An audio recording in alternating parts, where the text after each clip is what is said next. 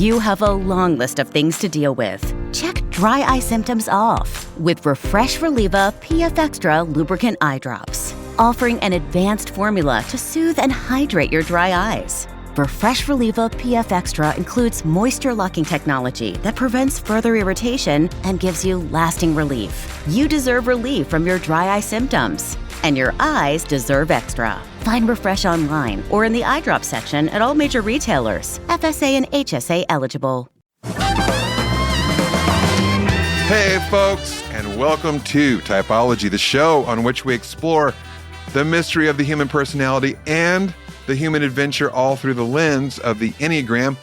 My name is Anthony Skinner. So happy to have you here today, folks. We've got an author who has written a young adult fantasy novel titled Our Divine Mischief, and she uses the Enneagram extensively as she's developed her characters. So you're going to love as we chat about this book. She is an Enneagram 4 wing 5. So we talk about that unique combination too, 4 with a wing 5 or 5 with a wing 4. But as I said, she really integrates the Enneagram or uses the Enneagram as she does the development of her characters. So you're going to love this conversation. I'm talking about Hanna Howard, the author of Our Divine Mischief. I know you're going to love this interview. I'm so glad you're here. That's it for me, Anthony Skinner. And now, without any further ado, here's the host of the show, Ian Cron.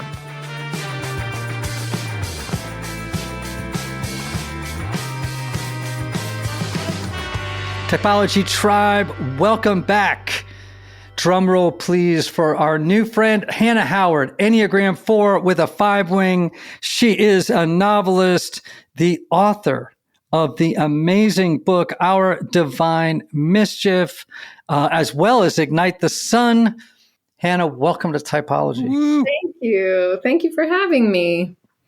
So we try on every show to have a couple of sort of education moments. Mm-hmm.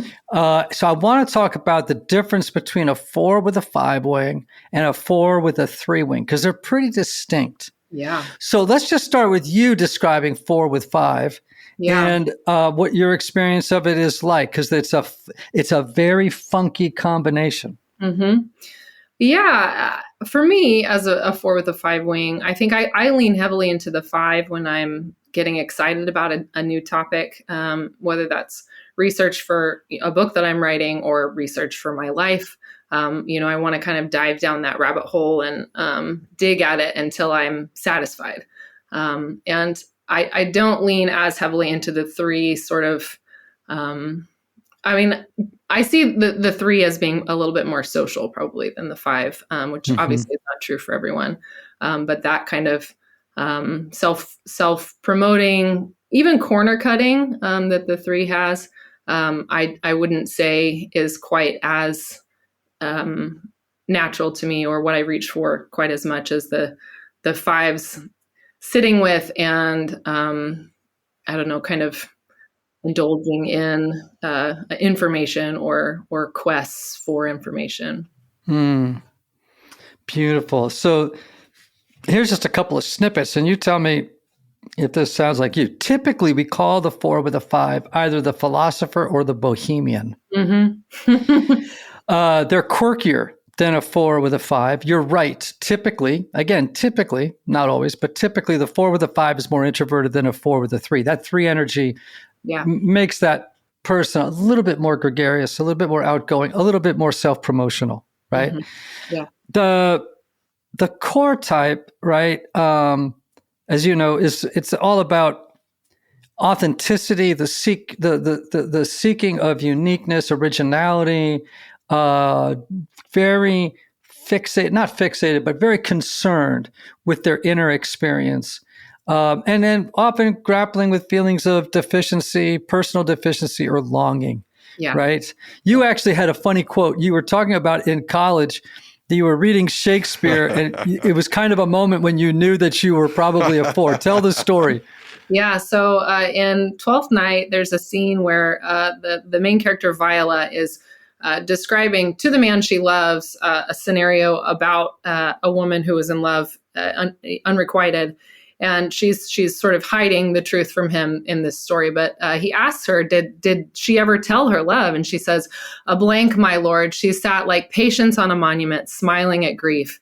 And for me as a, 20-year-old, that was like the goal, right? Like I have pain and I want to just sit and smile at it, I want to be stoic about it. Of course, we're not. I know it's that 4 thing. And when, as you said, when we were talking before we hit record, right? Like when you're young, your personality patterns are just off the leash. Yeah. They're not restrained. They haven't been softened by life experience. So they're really right out there. And you can really, really see them. So like Enneagram 4s with a 5 wing, the focus of attention is toward the inner world of ideas and emotions and meaning. Everything's about meaning. What does this mean? And often, you're trying to seek to understand life at a very, very deep level. And you do that before engaging outwardly. So there's that 5 quality, right? It's like, I'm going to hold on to this information until I'm going to write a book. Yeah. Or until I'm going to have this kind of conversation. And like 5, sometimes they can seem to be, very reserved, very private, and a little harder to reach. Whereas now the 4 with the 3 wing, we call the aristocrat, right?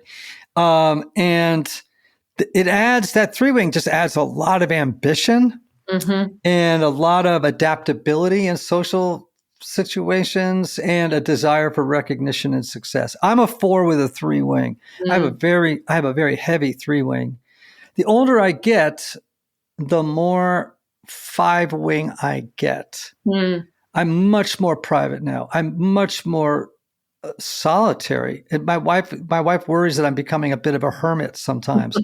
I don't leave the house enough at times, right? But typically they're more outwardly focused, more socially visible, whereas you could fade into the background in some social situations, Absolutely. Right? Yeah. So anyway, that's just the 4 of the 3 is a little bit more dramatic. It's a little bit more performative. And even I'm looking at our energy on screen here, and you can see the difference. You're very settled, very quiet, right? And I'm like look like I look like you on 12 cups of coffee. That's what I look like. What kind of challenges does that create for you in being an author and you're trying to promote a work? I mean, that's like Oh man. Yeah. So I've got a book that we're trying to sell right now. And I was asking my agent, just her thoughts about where we're at. And she was like, it really wouldn't hurt if you would be on social media a little bit more often. And I was like, oh no, I've been off. I keep taking Instagram hiatuses. And every time I do, I don't want to come back because it feels so good to be just in my space and not public. Hanna, a 2-year hiatus is not a hiatus. A 2-year hiatus is getting off of social media. Yes, that's true. Oh man. When there's something to promote and nobody's heard about it, I can feel really, like, okay, this is my job to get this thing visible. But when everyone that I know has heard about it, I sort of feel like, well, why would I mention it again? They all know it's there. This is why I hire people to do this for me, because I'm absolutely awful at it. And part of that is the 4 need to be special and unique. And it's terrible for me to even look at Instagram because my passion of envy is aroused so easily. Yes. Is that true for you? You're nodding your head. Absolutely. And that's one of the reasons that I have to take breaks from it, because it becomes, I'm not even, it's not celebrities I'm following. I follow gardeners and I follow, people with beautiful cottage homes. And, that can become a fixation to see what I lack and to see what, I'm not doing well enough or at all, that, the what's missing piece. Instagram is full of what's missing, you just have to, all you have to do is pop on and you can have a good long list in a couple minutes. Yeah. So in the Divine Mischief, just give us a couple of sentence précis of what the story is about. Yeah. So this is It's a really quirky book, and I find it difficult to pitch it. So I'll do my best. So it's an alternate history story. It's fantasy for young adults, but I like to say that, like C.S. Lewis would say, that if a book can only be read by young people, it's not worth reading at all. So I think it's for everybody. But it's set in an alternate version of Scotland, an alternate version of the island of Isla. So it's a fishing village, and it's about a girl who goes to the island where her village's goddess lives to receive her token that's going to tell her what to do with her life. And instead of meeting the goddess, she meets a dog. And this is not expected. This has never happened to anybody before. So she brings the dog back, doesn't know what to do. And the village elders basically say, okay, we're going to put you through this series of trials to determine whether you belong here or not. The dog, this isn't spoilers, she turns out to be wish granting. And there's a boy on the island who's a sort of pariah, and he's assigned to help her. So it's all three of their journey to belonging. The dog actually is a point of view character. And her chapters are written in verse. And so all three of them are trying to figure out where they fit. But it's through this series of trials and eventually some geopolitical stuff that gets thrown in that they all figure out where they land. So that's very interesting, that one phrase you had. They're all trying to figure out where they fit. Yeah.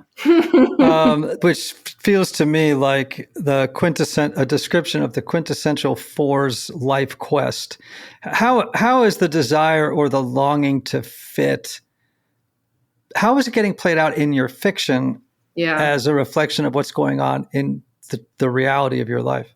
Yeah, that might be why I write for teenagers. So, that's kind of where I go first when I'm writing a book. I've now written something for adults too, but teenagers are right in the middle, like all of them, right? It's not just the Fours. They're all wondering, where do I fit and who am I and where am I going to wind up? And I just, maybe for the Four, that question never goes away. And so it does find its way into my fiction pretty easily, because for me, it's a constant reassessment of where do I fit now? Maybe I have been fitting, but where am I going to fit in the future? And do I fit at all? Often I think I feel like, no, I don't. And for me, the biggest questions are easiest to parse out in fiction, whether that's reading or writing. Fiction has always been the place that I go to wrestle with questions. I hear you on that, and I also really resonate. I think a lot of my artistic life has been centered around the whole question of who am I? Am I really loved? What is the meaning of my suffering? And am I alone? Yeah. And those are questions everybody has, but they're really at the fore for us, And I was telling someone the other day, I was remembering a song I wrote 30 years ago. And here's the first verse. It goes, well, I've got that. Remember, I was a young guy, so 40 years ago. It goes like this. It goes, well, I've got this hole inside my heart, and it's caused me years of pain. Someone told me once you could fill it up, but it comes back time and again. So where's the stream that runs through the desert? Where's the rose that grows in the sand? God, I called your name, but only silence came. And I'm angry because I still don't understand. What a Four song. Anthony is laughing his head off. So good. That is so Four. Yeah. So man. And I don't want to laugh at that young man, right? Yeah. Because that young man actually, out of that compost, if you will, came some beautiful things, right? Yeah. But we have to, as Fours, we have to manage our pathos well so that it doesn't consume us. Have you ever had or come close to your suffering, your experience of suffering, the unnameable piece that's missing? Has it ever come close to consuming you? Yeah, I mean, I think this is probably true of every young Four. In my 20s, it was like, I don't know, the most a seductive thing about life was leaning into pain, and really just like wallowing in it, because it felt so, I don't know, robust, real, unique, right? It felt like the thing that maybe set me apart from other people, and the more I could lean into it and kind of observe it too. And maybe this is that 5 wing, but I've always wanted to pick it apart and to figure it out and to know what it is and where it's coming from and what it's accomplishing. And you can't do that without sitting in it, right? And so I think I wouldn't say that I'm so much that way anymore, but there have been long years of my life where that was at the center, the pain, the anguish. Yeah, the big ache. I like to call it the big ache. But, a couple of years ago, maybe three years ago now, I had a stack of journals, literally like 20 journals. And a bunch of them were from my 20s and early 30s. And in those years, I was parsing my childhood. I was just getting sober at 27, and which was one of my disordered ways of dealing with suffering.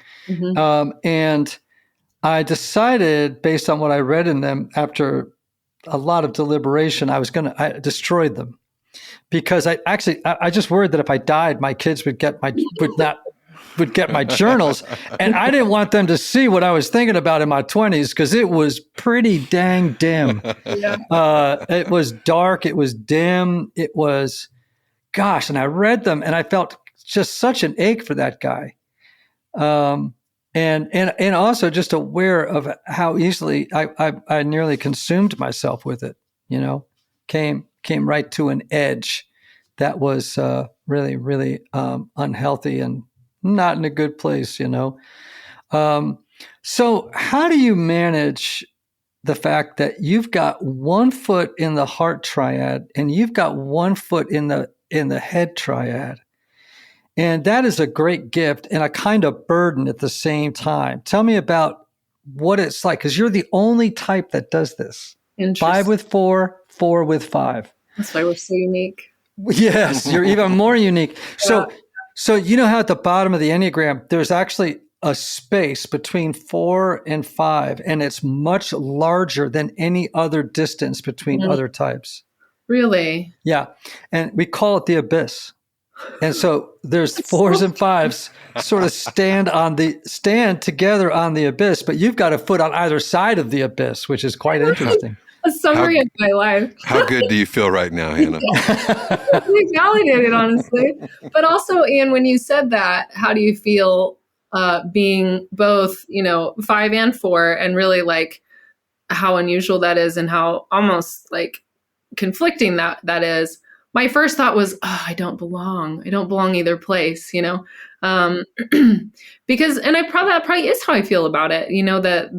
I don't feel completely feeling, because my brain is always working on what it is that I'm feeling.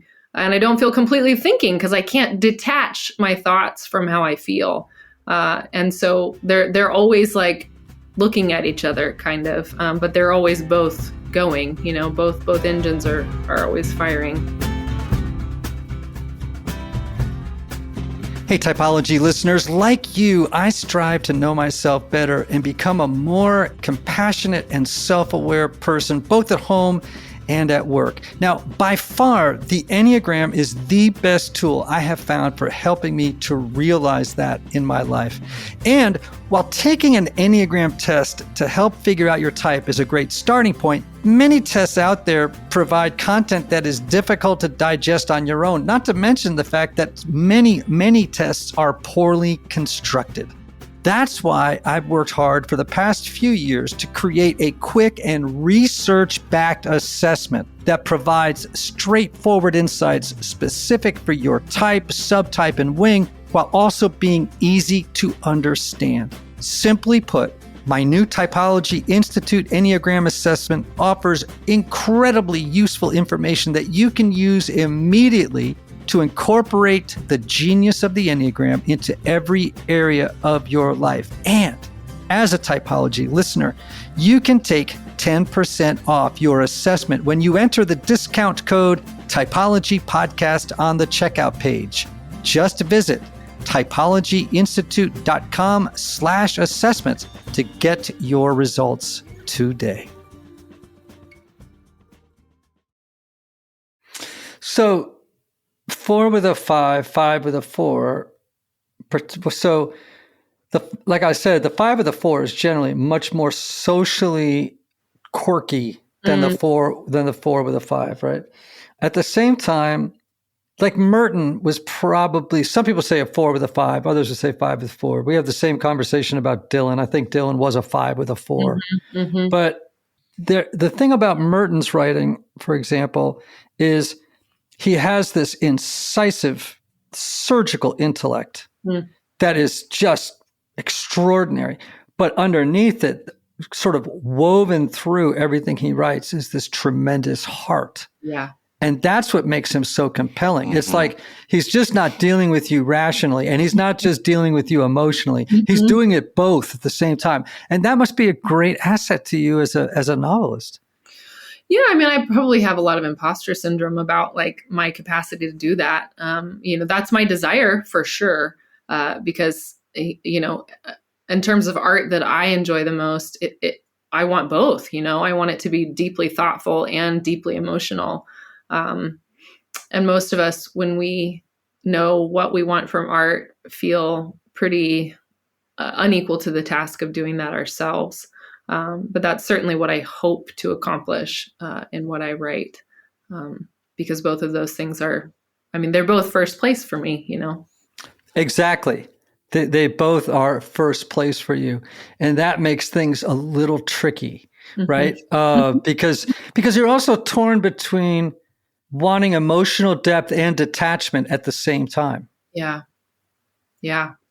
Right? Or perhaps, and I don't know this, but it could be that you're both, seeking a deep emotional connection and then withdrawing at the same time. Is that? Yeah. Has that been a dynamic in your relationships? Yeah. I'm trying to think about my marriage. I'm married to a 9, like you, Ian, and that's been a great gift to me. Oh, thank God for 9s. Yeah, a hugely sort of stabilizing force in my life. And we got married late. We were both in our mid-30s when we got married, or I guess early 30s. But so we had both done a lot of work on ourselves before we joined forces. But yeah, I think withdrawal is something that is an impulse for me, and sometimes it's when things are going well, and sometimes it's when things are going poorly.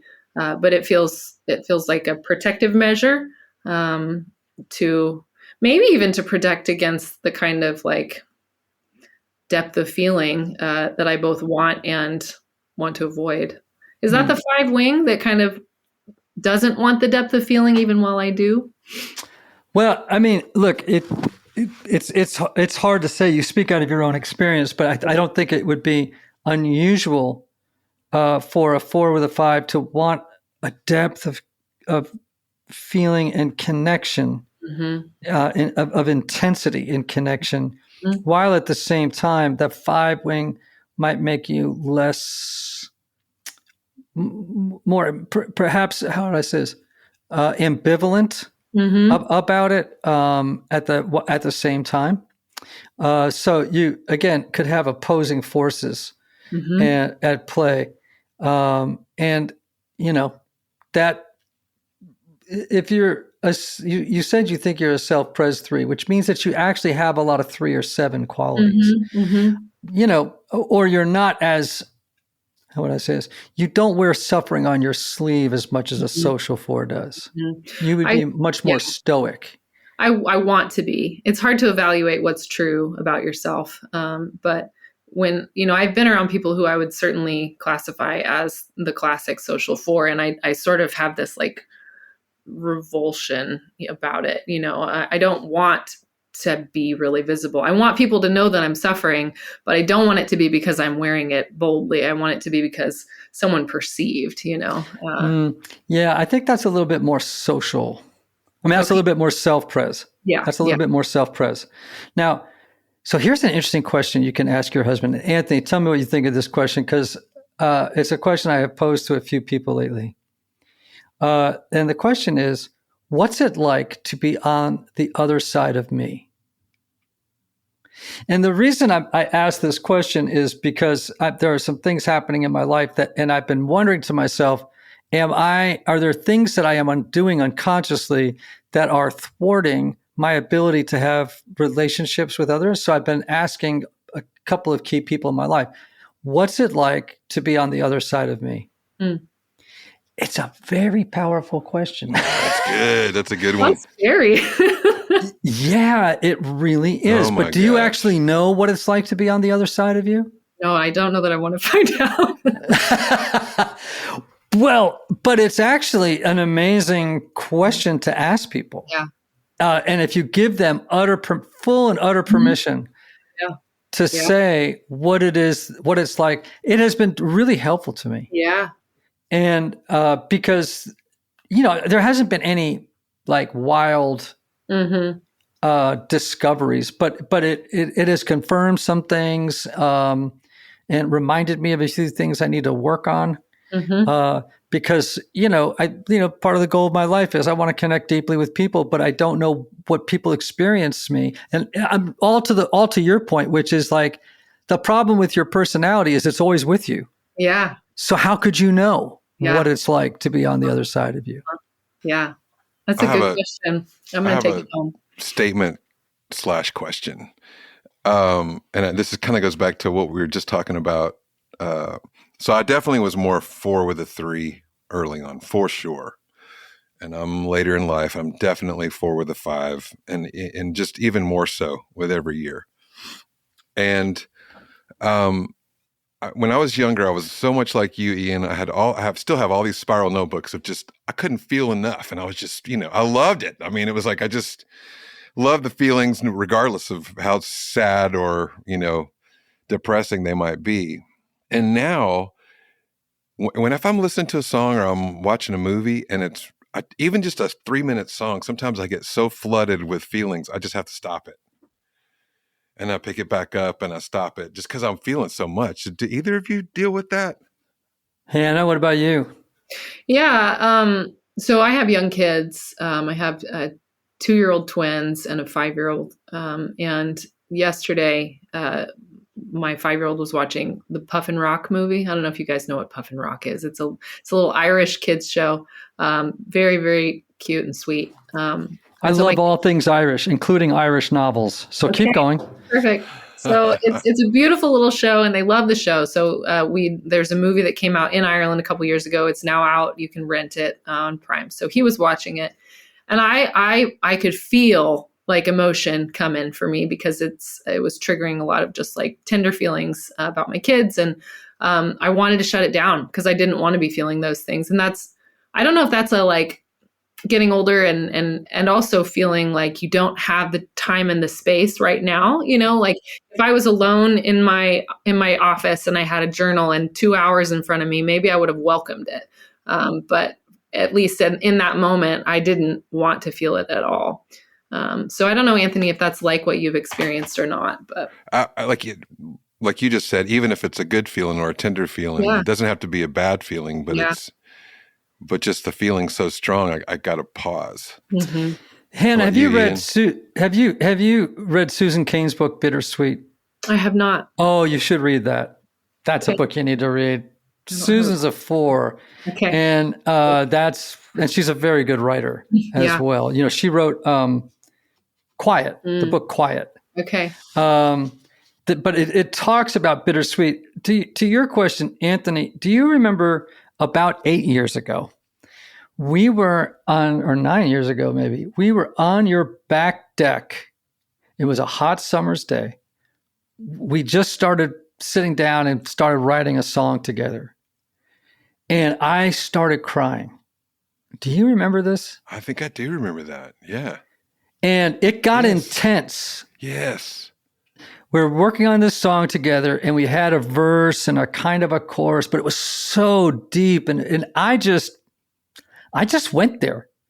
And I was looking at you, and you being a good 4 were like, your eyes were locked on my eyes. And tears are coming down my face as you and I were working on this song. And I felt this profound, well, to use an old trope, I felt the bright abyss. So this place where sadness and joy meet in a strange combination. And it's like this feeling hurts and I want it forever. Mm-hmm. Yeah. Yeah, totally. Look at Hanna. Hanna's left. Hanna just went to get a vodka on the rocks. She just left the room. What numbers have we just lost, Ian? Tell us what numbers my gosh, that are like so shaking many. their heads going, what? These guys need help. Yeah. This is too much of a 4 conversation. When you're in HR, it can feel like nothing is easy. From payroll to PTO, from onboarding to benefits, and everything in between, it's a constant juggle of tasks, systems, and spreadsheets. But your HR software? That's the easy part. Meet Bamboo HR. Trusted by over 34,000 companies, it handles all your HR tasks, payroll, benefits, and time tracking, so your team and your company can grow as fast as, well, Bamboo. And Bamboo HR software is actually easy to use. One simple system that pulls all your people data together in one place so you can ditch scattered systems and wasted hours on tasks that should only take minutes. Because when HR is easier, you can focus on what matters most, your people. HR is hard. Bamboo HR is easy. Ready to simplify all your HR tasks? For a limited time, get a $100 Visa gift card when you complete a free demo at bamboohr.com/gift card. Again, that's bamboohr.com/gift card. Terms and conditions apply. So you want to start a business?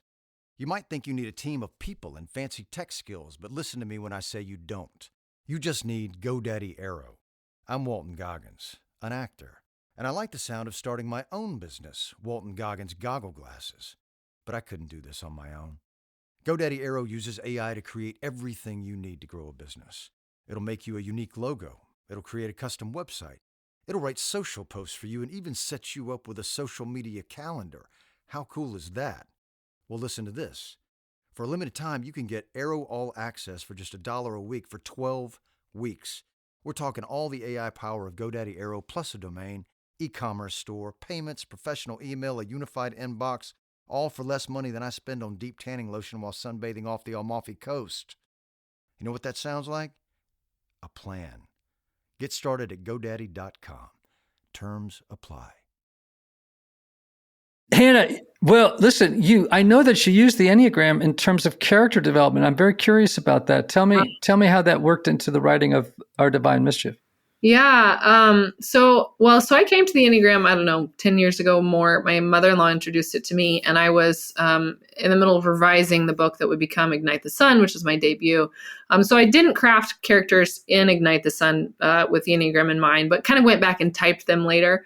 And then the next time I was drafting a book, which was Our Divine Mischief, I was sort of thinking, what would it be like to consider this at the outset? Because every novelist does think about their character's development, and the Enneagram is about character development, right? It's about personal growth, really, or regression, I guess, whichever way you're personally going. But if you're using it as a tool, your object is to grow and to become a more well-rounded, healthy person.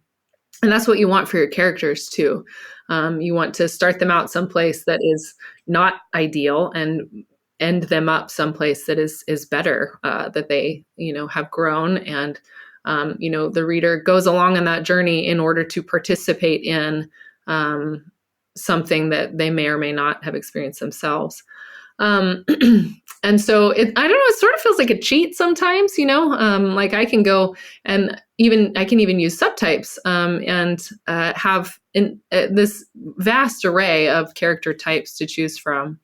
But the beautiful thing about writing characters is that they do what they want, even if you have a plan for them. And so you just sort of try and steer them. But Yeah, so I have 3 point of view characters in Our Divine Mischief. You need to explain to people what point of view characters is. Yes, thank you. So when you read a book, it might be written in the first person, which is I, me, I did this. It might be written in the third person limited, which is he or she, but you only get sort of thoughts and ideas from that one character's head. Or it could be third person omniscient, where you're getting thoughts and emotions from lots of different characters. So if it's a limited point of view, that's either first person or third person. This book has 3 first person point of view characters. So that's just the person who's telling the story in the chapter or in the book. So there are 3 different characters telling the story in this book, but they're limited to chapters. So you don't ever have them fighting for page space. So my 3 characters in this book, one of them is a 17-year-old girl, one of them is a 18-year-old boy, and one of them is a dog. So I didn't type the dog. She's left to be her own enigmatic creature. But the girl is she's really like thoroughly based on my husband's subtype. So he's a social 9, which often looks like a 2. And she's really her motivation is all about wanting to belong, but feeling like she has to do that through contribution, that in order to really like be a part of a community, she has to offer something, whether that's internal or external. And then the boy character is a classic 1. And I have to say, you write never really expecting people to know what you're up to. And I have had a lot of 1s, actually, whether they're aware that this character is a 1 or not, has varied. But a lot of 1s who have come to me and said that they've connected with Hugh, is the name of this character, more than any other character they've ever read before, which is hugely validating to me, not just as a writer, like you love to hear stuff like that, but also as someone who uses the Enneagram, because it was encouraging to know that the work that I've done to understand people through the Enneagram has actually been fruitful. So yeah. So my first book was a novel, and it's been many years since I've written fiction. Though I will say that in all my subsequent books, my favorite part has always been when I'm telling story, not exposition. Right? It's always the storytelling. To me, some days I think to myself, you should just write like David Sedaris books. Like you should just write short stories, and not necessarily a novel, but sort of creative nonfiction. And, but I did not know the Enneagram when I wrote my first novel. And I've gone back and looked at it and then often reflected that these 9 archetypes are actually already quite familiar to us. We've met them plenty of times. And when you write a novel and you're creating characters without any knowledge of the Enneagram, you could look back and go, oh, that's this type. That's clear, right? Or this is that type. Where it becomes a danger is if you really became overly precise and said, okay, well, this character's a 1, so they'll never do that, or they'll never do this. What makes people interesting is when they do stuff that's outside their norm. Sometimes when I used to watch Modern Family, I used to get annoyed because it seemed to me that somebody was like doing the Enneagram, and it was actually not all these weren't characters, they were kind of stereotypes. And so, I'd be able to be like, ugh. Same thing with Parks and Rec, even though I loved Parks and Rec, but it was the same thing, the same experience of like, okay, someone has studied personality types and each of these are a little too perfect. Yeah. So it becomes a little twee, as the Irish would say, right? It gets a little precious in its depiction of different personalities. So what is it you're working on right now in your personal, emotional, spiritual, psychological development that is, at the front of your attention? Well, so I mentioned I have young kids, and I'm also a writer. And so a lot of my time is not around people who aren't, 4 feet high or smaller. If I'm working, I'm by myself. And if I'm not working, I'm probably taking care of kids. So it's really different for me in terms of even how what my self-awareness is doing, because, when I was a young single person and around peers all the time, or even around, like church community would be a wider swathe of people types. There's so much sort of not even self-reflection, but like self-scrutiny that happens in those engagements, that it felt more productive maybe toward I don't know, like intentional growth, because you have the opportunity to watch yourself at work, all the time with different types of people. And right now it's not exclusively my kids and my husband and myself, but that's the bulk of it. And you see a lot of like stuff you don't like when you're parenting young kids and kind of at your wit's end. And so maybe a lot of what I'm seeing right now is, gosh, I didn't realize that I was still so rough in these like areas of self-control, or even, I don't know, patience or satisfaction or joy, and I think some of those edges have been rubbed really raw as a result of this phase of life. And then you also just don't have a lot of time for sitting down and reflecting on, who you were today and, who you'd like to be tomorrow. It is a season of life for sure. And it gets better, but it takes a minute. And one of the things that I think is really helpful for everybody in your sort of stage of life, if they can do it, and I realize there are often circumstantial or financial reasons that they can't, but if you can do at least once a year, some 3 to 5 day growth experience. Like, we have lots of friends here, they go to on-site workshops, let's say, right? They just go do 5 days of group work. Yeah. Or there's a friend of mine, Brad Reedy, in Utah and Oregon, and he runs these, he's a psychologist that runs, these intensives called Finding You. Mm-hmm. Yes, I listened to that episode actually. Oh, okay. And Brad's really sharp, just being able to get away to things like that, it's almost like to reintroduce yourself to yourself. Yeah. And to keep that journey of self-growth alive, or, going to a monastery for a couple of days and that has a spiritual director you can meet with, or whatever the case is, or having a spiritual director you meet with online when the kids are taking a nap, once every month, but not to settle for life as it is, but to say, these are the things that I'm going to do to keep myself on the edge of learning about myself and the world. So, well, Hanna Howard, what a great conversation. And I want to encourage everybody, go find themselves a copy of Our Divine Mischief. It is a YA book, but it is for everybody. As we said early on in the conversation, I think that everyone would be served well by reading fiction. Not enough people read fiction anymore, including myself. So fiction is an amazing teacher, an amazing teacher. Hanna, how do people find out about you? I know that you're not on Instagram, and that you don't have a website, and you don't like Facebook or Twitter, X, I should say. A cave in the middle of the mountains. Knock on a couple of the, rocks. Maybe I'll come out and introduce. Yeah, there you go. There you go. So my Instagram, I am on Instagram probably more often than I'm anywhere else. It's Hanna C. Howard. That's Hanna without an H on the end. C as in cat. I also have a TikTok, which I'm endeavoring to use more. And that is either the same handle or Hanna C. Howard author. Or books. Golly, it's really sad that I don't know that. You can go to my website and it could tell you. My website is hannachoward.com. That's great. Oh, man. Hanna, we got to get you a social media manager. Yeah. I know. Well, you know what, Ian, not to just jump back to Enneagram stuff, but it's the authenticity piece. I don't want to do stuff that doesn't feel authentic. I know.